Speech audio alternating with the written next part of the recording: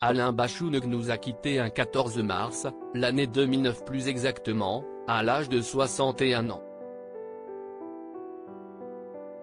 Il laisse derrière lui un immense héritage musical et son influence dans la chanson française est toujours aussi présente.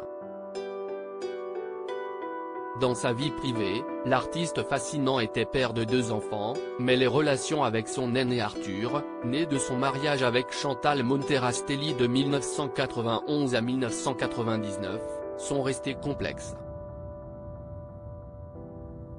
Dans un magazine consacré à la succession du chanteur diffusé sur Énergie 12 en 2020, Héritage, on découvrait que le fils d'Alain Bachung aurait été mis à l'écart lors des obsèques de l'interprète de La Nuit je mens le 20 mars 2009. Un processus qui aurait commencé avant, la veuve du chanteur ayant été accusée de l'avoir écarté de son fils et de son passé. La cérémonie à Saint-Germain-des-Prés se passe d'une façon encore frustrante, humiliante pour Arthur qui est traité comme un étranger, qui ne se trouve même pas dans le carré avec la famille. Il est parmi les autres invités, avait écrit Bernard Pasquito, auteur du livre Les Héritiers, édition Anne Carrière. Une distance qui est née quand Alain Bachung s'est remarié avec la chanteuse Chloé Mons, mère de leur fille Popé.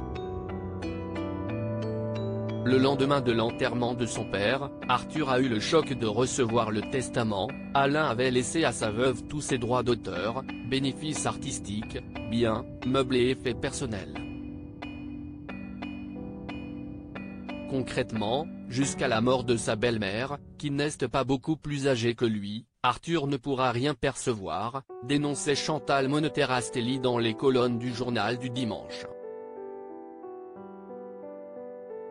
Aucun héritage sentimental non plus pour son fils, qui espérait récupérer cassettes et instruments de musique de son défunt père.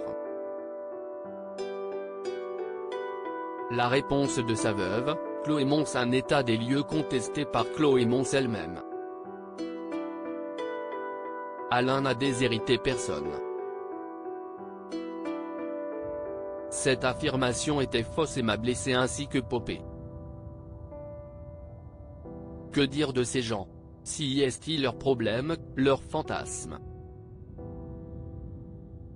Quand on rencontre quelqu'un de connu, comme moi, on est immédiatement soupçonné du pire, cela fait partie du package, réaffirmait Chloé Mons dans Le Parisien.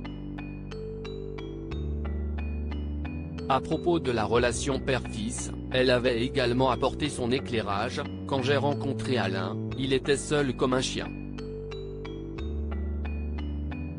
Sa relation avec son fils était déjà complexe, voire difficile.